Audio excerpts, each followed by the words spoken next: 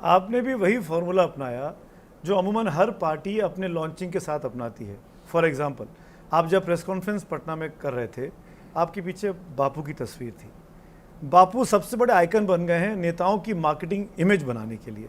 इस देश में बापू का इस्तेमाल सब ने किया।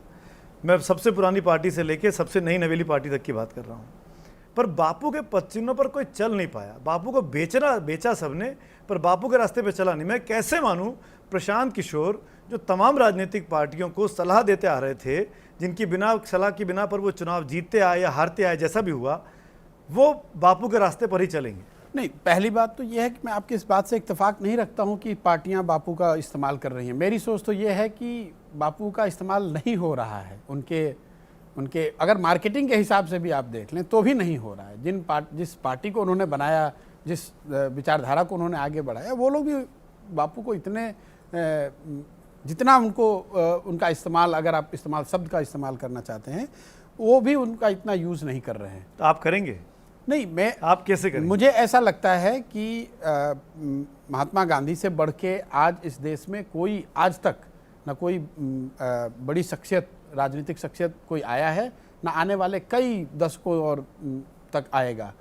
तो मेरे जैसे साधारण व्यक्ति के लिए, जिसकी कोई ऐसी लेगेसी नहीं है, जिसका अपना कोई बैकग्राउंड एक सामान्य नागरिक होने के अलावा कुछ नहीं है, मेरे लिए तो सबसे बेहतर यही है कि मैं उनसे ही उनकी आइडियोलॉजी से ही अपने आप को अलाइन करूं, या उनके थॉट प्रोसेस से या उनके बताए हुए रास्तों से अलाइन करूं।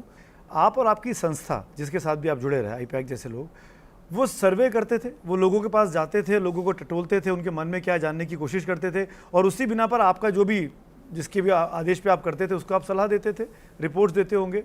तो जनता के बीच तो आप थे, जनता की नब्ज तो आप समझते हैं, फिर ये पदयात्रा का करने का खेल क्यों है ये? नहीं, देखिए, जब एक तो हम लोग क्या करते थे, अच्छी बात यह है कि लोगों को पता नहीं है कि क्या करते हैं। शायद ही कोई किसी के लिए हम लोग, किसी की समझ में हम लोग नारे लिखते हैं, किसी की समझ में हम डिजिटल करते हैं, किसी की समझ में हम लोग सर्वे करते हैं, और मेरे शायद जो कुछ भी जिसको लोग सफलता मानते हैं, वो उसकी एक वजह ये रही कि लोगों को पता ही नहीं कि हम करते तो क्या। बता दीजिए ना, इससे अच्छा मौका क्या होगा? बेसिक तो अलग अलग पहलू हैं इन चीज़ों के। जो काम पहले करते थे उसमें स्वाभाविक तौर पर जिन नेता या जिस पार्टी के साथ काम कर रहे होते हैं, उनके लिए जो विषय उनके लिए इम्पोर्टेंट है, उनकी जो कमियां हैं या जिन जनता की उनसे जो अपेक्षाएं हैं, उसको समायोजित करके उनको बताना, उसको रिस्पॉन्ड करना, वो एक अलग बात है। जब मैं व्यक्तिगत तौर से प्रशांत किशोर जाकर बिहार में ये कह रहा हूँ कि मैं आपकी बात समझना चाहता हूँ, जनता से जुड़ना चाहता हूँ, उनके मुद्दों को समझना चाहता हूँ, तो उसके लिए तो आपको ये प्रयास स्वयं से ही करना पड़ेगा। इसका मतलब ये नहीं कि मेरे पास सर्वे नहीं होंगे। मैंने भी सर्वे एजेंसीज के माध्यम से या दूसरे विधाओं के माध्यम से लोगों के बात को समझने की कोशिश करी होगी। और मेरे डिसीजन, आपने भी सर्वे करवाया कि मुझे पदयात्रा पर निकलना चाहिए? नहीं, यात्रा पर निकलना तो ये रिस्पॉन्स है। अच्छा। कि बिहार में एक अर्ज है कि भाई कुछ दूसरा, एक नया प्रयास होना चाहिए। इस बात को तो आप बिहार में जब घूमेंगे, बिहार में लोगों से बात करेंगे, तो बाय एंड लार्ज लोग इस बात को।